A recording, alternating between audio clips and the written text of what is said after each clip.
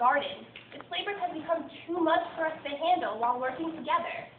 So, let us divide our labors, that where choice leads thee, or where most needs. We are not as efficient working together as would be alone because we just get so distracted. Because of this, we don't deserve to rest because we aren't getting enough done. My Eve, your importance is beyond compare and is above all the other dear creatures. While I recognize that your ideas are good, the best thing you can do as a woman is to promote good works of me and be a good housewife. It wasn't God's intention to create so much work to divide us. Don't worry about finishing our work. I could spend some time apart from you because absence makes the heart grow fonder. But I am concerned that our enemy who envies our happiness and love will, in his despair, seek to trick you while you are alone and vulnerable. I do not doubt that he watches, waiting for us to separate, and use it to his advantage to subject us to woe and shame. He wants to tempt us to stray from our love of God or to destroy the love between us. Be wife. Where danger or dishonor lurks, safest and sweetest by her husband's side, who guards her, or with her the worst endures. I can't believe that we would have such an enemy which you and the pardoned angel have spoken about. Regardless, you shouldn't doubt my firmness and love for you, or my faith in God in the face of temptation. Although we have this foe, we cannot fear his violence, for we are not capable of death or pain, and therefore we cannot receive or repel them. The only way he can get to us is by your fear, and right now your fear is as large as my firm faith and love. Why do you not trust me, Adam? Yes, you are the immortal daughter of God, who does not possess sin or blame. And it's not because I am oblivious to these qualities that I ask you to not leave my sight, but because I want to simply try to avoid temptation altogether. Because I think that our foe will try to tempt us with something dishonorable, and our faith may prove to not actually be invincible against him. You view our enemy and his temptation with scorn and resentment.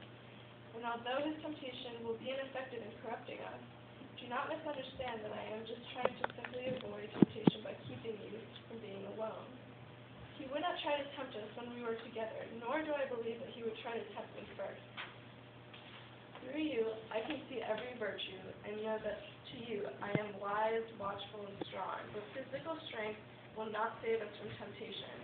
It will be the fear of the shame that you will see in me that would be so devastating and keeps me from falling to temptation. So why shouldn't you sense within yourself that it is better for me to be there in the face of temptation with you? Because when I am there, you will be able to see your virtue in me, like I can see mine in you, and keep from succumbing to the temptation. If we are always going to be living in fear of this foe, Adam, and are always on defense for him, subtle or violent, how are we happy, still in fear of harm? The foul scheme of our foe does no dishonor on our front, and brings about no sin.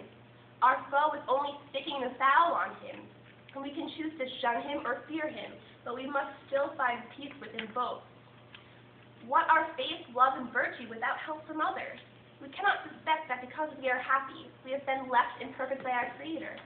He is very wise, and our happiness is very frail if we are to do this. And without our happiness, even were no Eden thus exposed.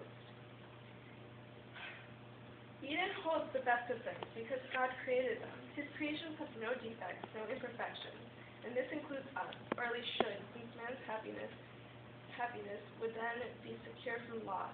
But within man himself lies the danger of free will. God gave us free will to obey reason. Unless reason randomly decided to lie to us and guide us to use our free will to commit an action that God has disobeyed, you should always listen to reason. We shouldn't mistrust reason, but rather be aware of its ability to trick us. We are firm in our morals and cannot be swayed from them, but we should still be suspicious of being tricked, especially if our enemies which take on the disguise of an animal, trying to catch us unsuspecting. Because temptation can come at you in so many ways, you cannot even prepare yourself for it. Do not seek temptation. It is that simple. And even just avoid it completely. Because you will most likely face temptation if you walk away from me and tend to our garden separately, you should not leave my side so that we can avoid our foe. We may face temptation together, but then it will be completely unwelcome. Don't you agree with me? Show me you agree with me by obeying me. Without seeing you vulnerable, who would try to test you? And if you think that unwelcome temptation will strike us both evenly despite my warning, go ahead and leave. For if you stay merely because I am forcing you to, you will not be free, and freedom defines us. So go in your native innocence, and rely on all virtues that you know you have to keep from being tempted by your foe. For God towards thee hath done his part to do thine.